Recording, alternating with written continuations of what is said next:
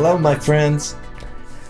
We're going to devote just a couple of lectures to the important topics of thermodynamics and kinetics. Pity. This is the stuff I know the best. The subject matter can get very mathematical and abstract sometimes, but we won't have to get into it that deep if we just want to answer the fundamental question of what makes a reaction run. Understanding the basics of thermodynamics and kinetics can help us answer that question. Again, the fundamental question we want to answer in this lecture is what factors determine how a physical or chemical process behaves. Ultimately, all processes must obey two fundamental laws of thermodynamics. First, let's define what we mean by thermodynamics. Thermodynamics is the study of heat, work, energy, and the changes they produce in the state of systems, and the two laws are these. The first law states that the energy, the total mass energy of the universe, is conserved, and the second law says that the entropy of the universe is always increasing. Now, we will look at each of these laws in some detail in a bit, but it is important to express now that both of these laws work together to define how a process can perform. They don't guarantee the performance, though. First, we want to review the idea of what we call the state of a system. A state of matter is a total description of the system which has enough detail so it can be perfectly reproduced somewhere else. The state description needs to have enough detail regarding the state variables, which include densities, volumes, pressures, temperatures, amounts of each different particles, energies, and include detail about the number, form, and composition of the phases so we can reproduce the system. Now we're going to think about a process as being a change that occurs as an initial state of a system transitions to a final state of the system. If we're talking about a physical change, this can be as simple as an initial state called ice melting and transitioning to the final state we call liquid water. In chemical reactions, it's easier to think about the initial state as being the reactants, written on the left, and the final state being the products of the reaction, written on the right. Now, how we connect these two states symbolically is important because it represents the path we travel between them. So if I draw a single arrow left to right, we're assuming the process runs to completion and becomes the final state. For a chemical reaction, we would be saying that the reactants completely react to form products. It also can mean that we're only looking at the initial stage of the reaction, which can only go one direction. However, if we draw a double arrow, that means that the state on the right can somehow transition back to the original state, and after a time, when things settle down, an equilibrium between the two states will eventually be achieved. At equilibrium, there will be some reactant and product coexisting in the system, and there will be no net change in the amounts once we reach equilibrium. Now, if there are substantially more products than reactants, we say the equilibrium lies towards the products. But if there are more reactants at equilibrium, we say the equilibrium lies towards the reactants. Let us now consider the energy of a process. Typically, the overall energy of the initial state, reactants, is not equal to the energy of the final state, products. If they're not equal, then there can only be two types of conditions, right? Either the initial state reactants are higher in energy than the final state products, or the initial state reactants are lower in energy than the final state products. The first law also states that energy is conserved. So what this means is that the net change in the energy must be zero.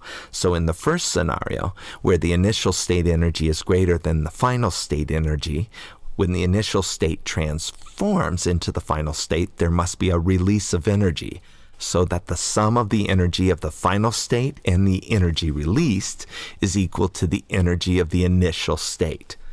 So if we were to touch the system during this process, we might be able to feel the energy given off in the form of heat transfer to our hands. We call these types of changes exothermic processes. In the second scenario, the initial state will need some additional energy to reach the higher lying final state.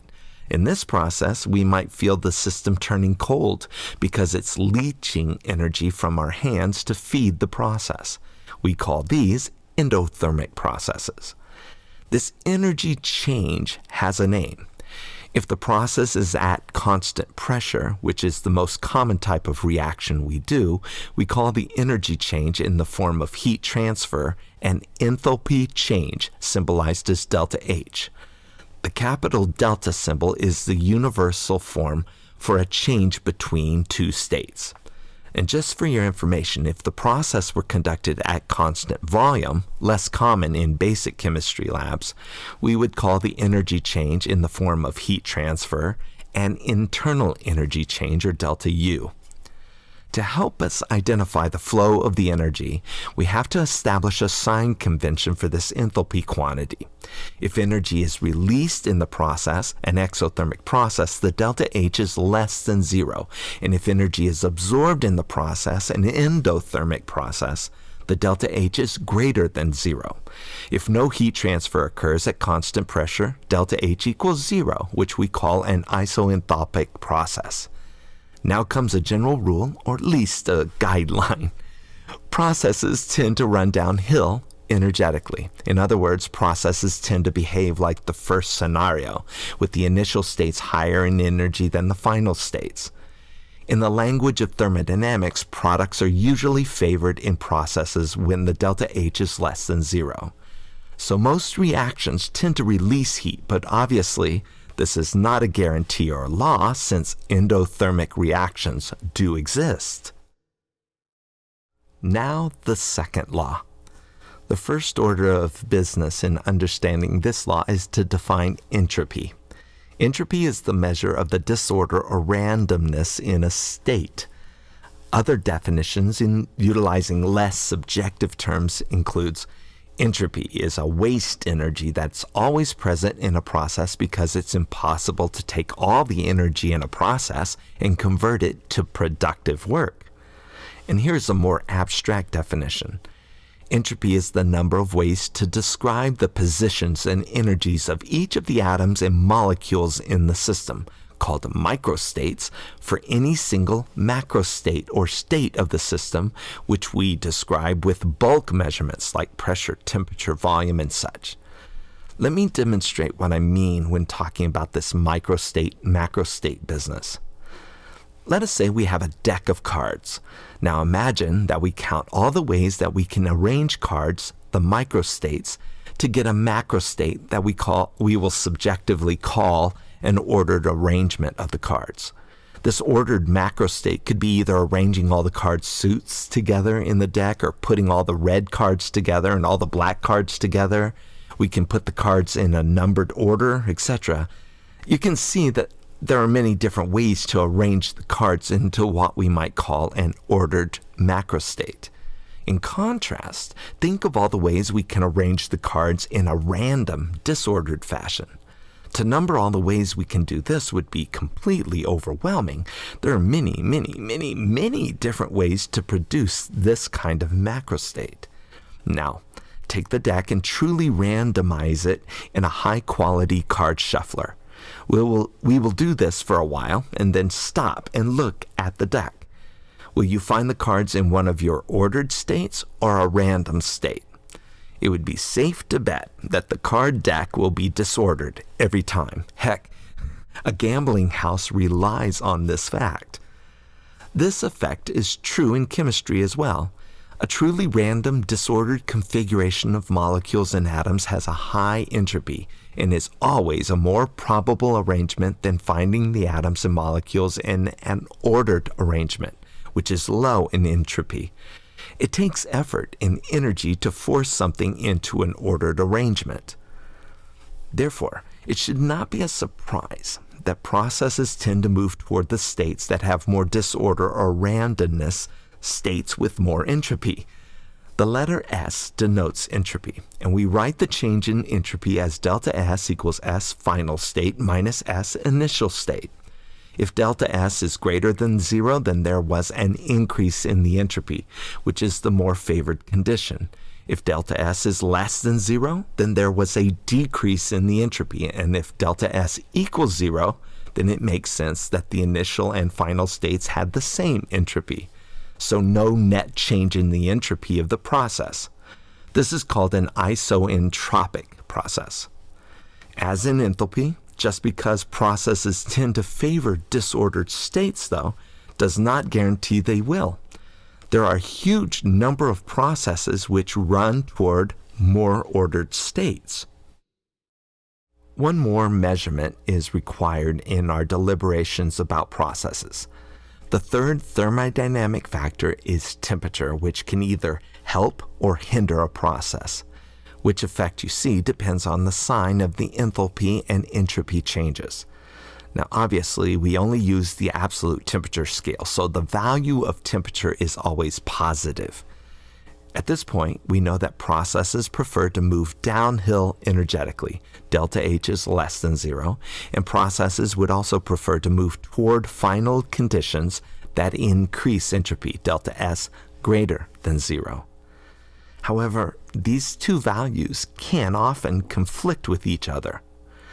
Let us demonstrate this by looking at an important reaction where nitrogen and hydrogen gases combine to make ammonia gas. This kind of reaction is known as a synthesis reaction. Notice the form of the reaction and how the phases are labeled. Count the atoms on each side of the reaction. Are the number of each type of atom the same on both sides of the equation or arrow? Well, they have to be. The conservation of mass for a chemical reaction must be obeyed. So we change the numbers in front of the molecules to help us get the same number of atoms on each side of the arrow. These numbers are called stoichiometric coefficients, and we change them to make sure the masses before and after is balanced. This action is called mass balancing, or commonly known as balancing the chemical equation.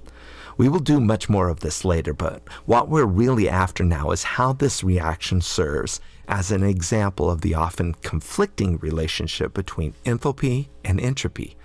The balanced reaction is shown. Now we see that energy is released in the process, so this is an exothermic reaction. Delta H is less than 0, a favorable, energetically downhill process.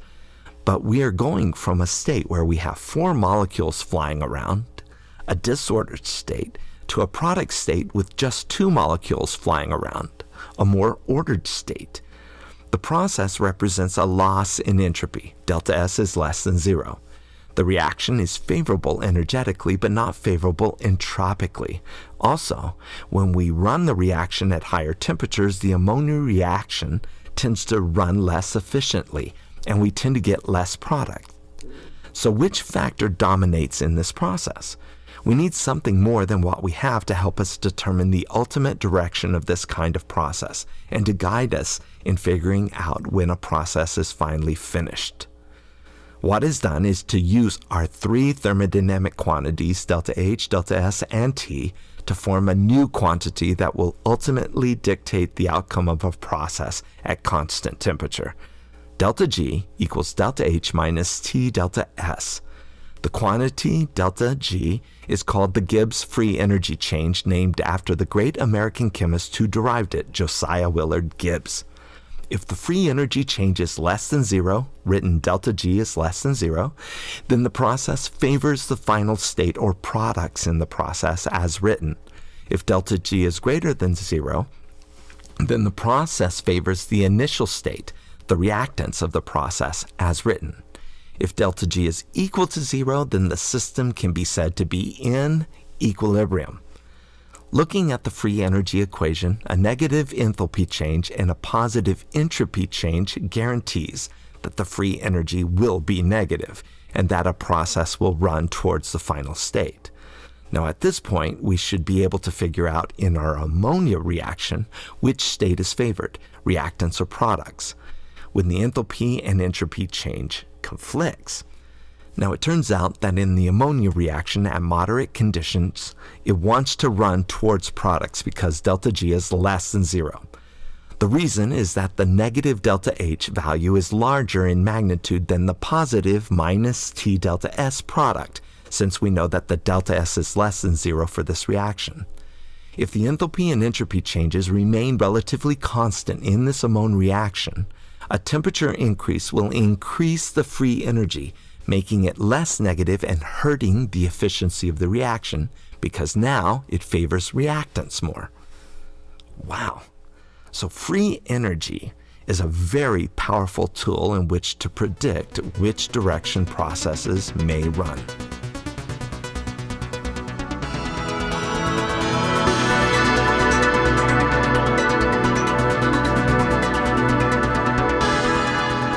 Great. The influences of enthalpy, entropy, and temperature, which culminate in the insightful quantity free energy, are the primary thermodynamic factors that govern processes and tell us if the initial or final states will be favored. However, just because a reaction wants to run thermodynamically does not mean that it will. The combination of nitrogen and hydrogen gases to form ammonia has a free energy that's less than 0 and wants to run, but if we put nitrogen and hydrogen together in a balloon at normal pressures and temperatures, it does not react. We're missing something.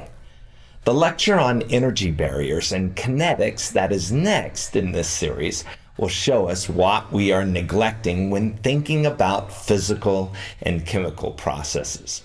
See you there.